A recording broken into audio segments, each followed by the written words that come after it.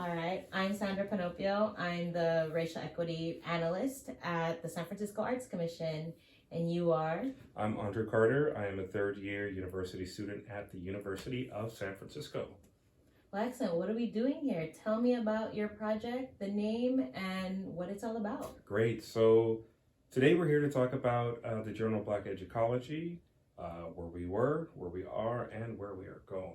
Excellent. So what's the mission It's of Black basically Educology? how do we use education as a force for liberation, and then how do we build community around that idea? And so how do you capture that in a journal?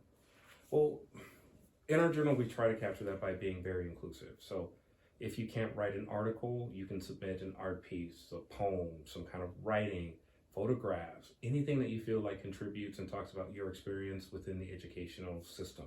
And also, it's a space for you to be vocal and to celebrate what it is to actually just make it in the system, but provide solutions. So we spend a lot of time talking about these theories, what they can do, but what we want to do is say, okay, so we're going to take those six, we're going to take that critical framework that we've been talking about, what can we do to build from that? We're now looking at the second volume or the second edition. What are the challenges or things that you encountered in the first one that are really going to propel you forward, or something that you want to work on? That's a really good question. One of our main takeaways for this project was we can't do everything on our own. I think when we came into it initially, we thought we were kind of a startup, like we're all going to wear these different hats and we're all going to do all these things, and look at us, we're workers and CEOs and we're producing. But what happened was we realized that with only a core group of people working on such a large project with such large aims, we learned that eventually we're going to have to start asking people to help. And what that means is having the resources to have an editor or to make sure that we have an online presence. And we started to learn, like, wow, other people must have wanted to do something similar, but it's preventative to think how much it costs both emotionally, economically, and just like our schoolwork. What we are focused on now is not can we produce, but we produce, how do we make it sustainable? And how do we grow? So what are like key insights then that you're taking from the first, just the first product, or even in that process, like what you're saying about building community? So one thing that we really learned was resources. People in the community loved our work because, one, it was free. And that's something that I think when you give something to someone that's free, but it's representative of all the labor you put in, they want to pay for it. But when you tell them no, we have enough resources at this point to offer this to you because we don't want to be like the articles that are hidden behind a paywall.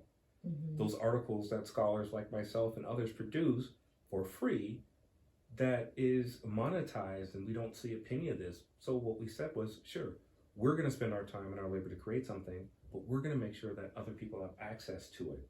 And that's something we need to continue. So when you're talking about numbers, like how many journals were produced, how many coloring books, like how did you get it out into the community? I took copies with me to AERA, which I call ERA because it's correct, where I was able to meet Bettina Love and hand her a copy. I have a great photo with her, and she was holding it, and I said, oh, this isn't about you endorsing something you haven't really looked at yet. And she was like, move aside, let me hold this thing up. But just to see that impact that it had on her and other of her colleagues in that moment made us really reinforce the idea, like, oh, this is really important and people take this seriously. And why? Because if we provide a space for people, a liberatory space, a third space, to have conversations and the types that we're having, people are immediately going to find a home there and find a way to actually speak out. And so that's another very important thing about the journal and Black Educology as a whole that I think people find very interesting. So what's your, now moving forward, like what's your approach? Like how are you going to make things differently or learn from the lessons that you've already, all the things that you've been able to draw upon? So that's a really good question too. It's really, how do we make sure that we're not exhausting ourselves in the process? So one, how do we always make sure that community comes first? And that's something that we've been doing with movie nights. So we actually have a film discussion group. So it's about how do we nurture ourselves in the arts. Two, making sure that when something doesn't go as planned, that we always are just kind of ready and resilient, because that's one thing we learned. sometimes when we don't have enough skills, just be ready to call somebody else in, and that requires resources, unfortunately. But then also to be flexible and make sure that this is a work of joy. And there's a sort of radical aspect of that because we all come in from different parts of our life to make this thing happen.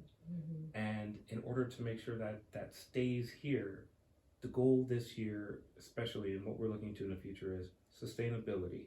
And so right now we're in discussions about how to turn BE into a year-long course where they'll learn the processes that we've learned. They'll also have a weekly seminar on what it is to be a Black educologist. Our work this year and our main goal is to build up that next generation of people who can take the reins of Black educology and have the imagination to take it even further than we have probably even thought. So you're like looking at expansion, like it not just being something you can hold in your hands, but how people are growing with it. Yeah. And I think that's it's going to be a wonderful thing to actually watch it grow, to watch it